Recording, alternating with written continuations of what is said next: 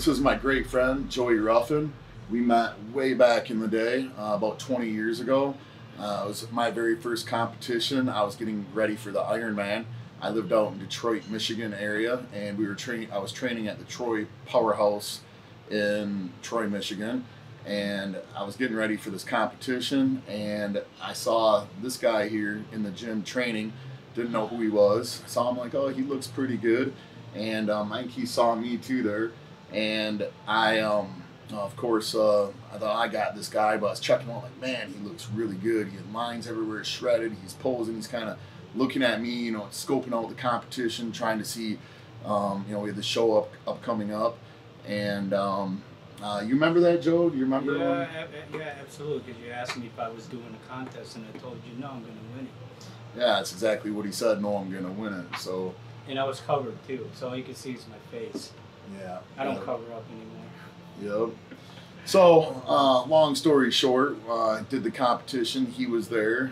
I ended up being a middleweight. It was back in the day. This was 2001. There wasn't as many divisions. It was bodybuilding for guys. That was it, just bodybuilding. And I was a middleweight. I think I weighed in at. Natural show too, so that's a good part. Yeah. And I got weighed in 175-ish, right under middleweight. First show, I had no clue what I was doing whatsoever. Didn't have a coach. Just went from buddies. My cousin was doing the show. Got information from him. Did the competition. Took 5th place as a middleweight. I was pretty happy about it because I got a trophy. I beat some guys out. There was more than 5 guys in that division. But of course, Joey here, my brother, he took 1st place, won his class, and looked phenomenal. Even my parents after the show said, hey, you should have seen this guy out there, you know, the Janet Jackson saw him posing. He looked incredible. And everybody was talking about him.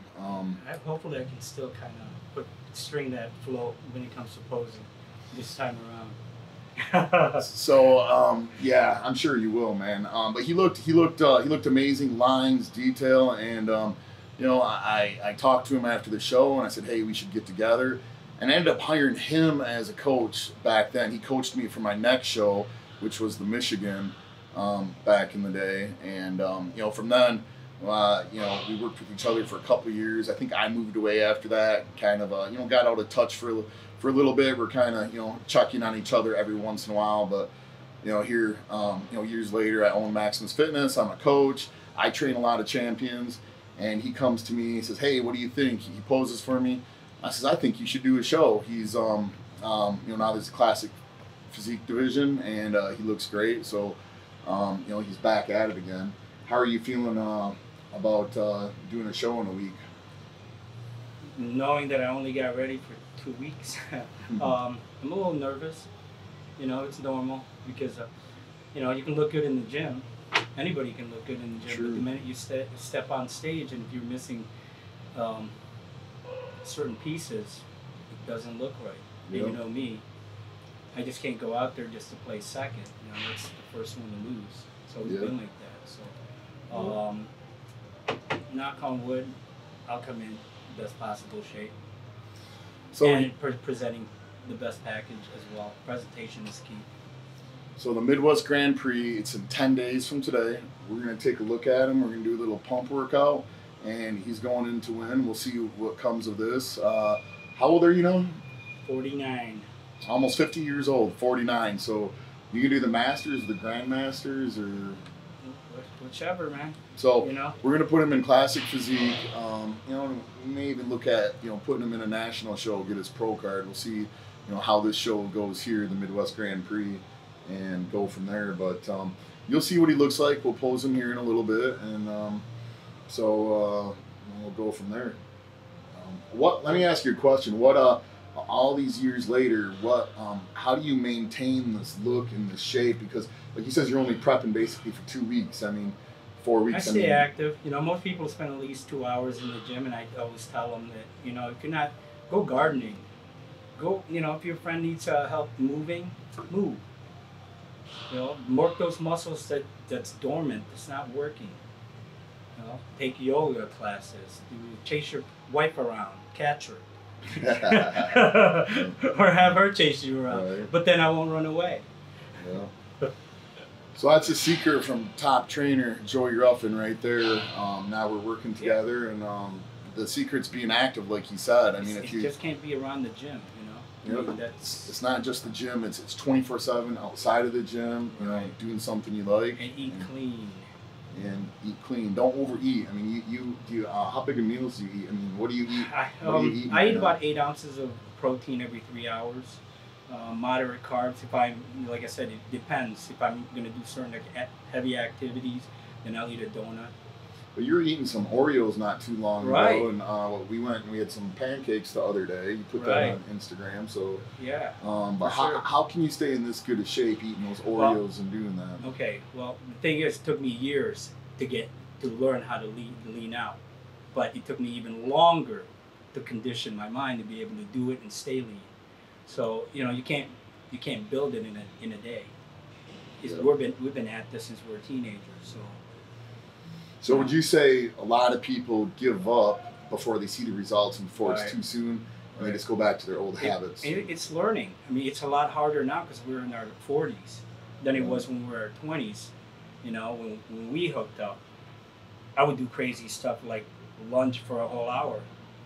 Yeah, I know you made me lunge for a whole hour. But that's how you get those striated glutes, you know, or stairmasters. One of the things that I do to trick my body is when the stair stepper asks me how old I am, I take down 20 years. So I'm operating at a 22-year-old, 24-year-old level. And as far as the weight's concerned, since weight machines, you know, they give, I'll put in 350 to 400 pounds of pressure. You remember that. Mm-hmm. Yep. And that's how you get these lines. Yeah. Not just piddle paddle, you know. I'm not really big on cardio, you know. How much cardio do you do right now? Right now, 20 minutes after training, like at 65%. So you don't do it separate from your workout? 65% of my heart rate. Yep. And but you do it post-workout, not like post-workout. Yeah. My warm-up normally depends if it's upper body. I use an ergometer to warm up my shoulder. It's called, you know, prehabbing it. Mm-hmm. I do a lot more mobility work now. Mm-hmm. So you can move. You're not stiff like me. Yeah, my warm-up is longer than my training. Yeah. And you know, off-season compound movements, nothing fancy. They got so many different machines, but the body works the same way. And getting that mind-muscle connection to work, and nutrition. 100, 100, 100. 100% nutrition, 100% consistency, 100% training. What about sleep? I don't get much of that. Remember, I told you years ago, I'll sleep when I'm dead. So, yeah, that's true. You know, nothing's changed. You know, people's like, don't you get? I'm like, look, maybe I'm abnormal that way. you're pretty active during the day, though, right? So I'm active. Your thing is you're nonstop all day long, so So you're burning all the calories you take in. You're burning those calories. Right. So for sure. I mean, that's what everybody should be doing to begin with. You know, you can't just think you're going to the gym 2 hours at a time and thinking you're doing something. If that's all you're doing, then you're missing something. What would you recommend to someone that's got an office job that sits at a chair in front of a computer versus someone that unloads trucks? Like, how does someone that has an office job get in shape that's more sedentary versus, you know, someone that's got the advantage? Unloading trucks, burning all those calories. Yeah, but that's whether they're burning more calories than anything. That's a day-to-day activity for them. So nothing really changes whether you're sitting here or you're acting. Nothing changes. You're using the same amount of calorie to be able to do the type of work you're doing. So to answer your question, you gotta cut calories. You gotta create that deficit, and you gotta keep track of your macros. So the person that has the office job sitting at the desk, it's more important that they really watch the calories in their food versus sitting there eating high-calorie foods. They need to choose lower-calorie foods, and they really got to watch their carbs too. Yeah, you have to have a baseline because, as you know, once I retired from bodybuilding, got my pro card in the natural division, I've always been into business. So I chased that, you know, made lots of money, tons of money, but lost my health. You know, people doesn't believe that. So you got out of shape, and now you're very bad out of shape. I mean, you should see some of these pictures. Look him up. It's on his Instagram, I think. But he was in shape, amazing. Got out of shape. Now he's back. Are you gonna get out of shape again? You're gonna stay in shape. Oh, I'm gonna stay in shape. I like So my now- chiseled cheekbones now. Yeah. So maybe like 5 pounds off of where I'm at now. Yeah. As long as I can eat my Oreos again Right. and pancakes, you know, not overdo it. Right now, as we speak, I'm at around 171, 172, between 5% to 5.4% body fat.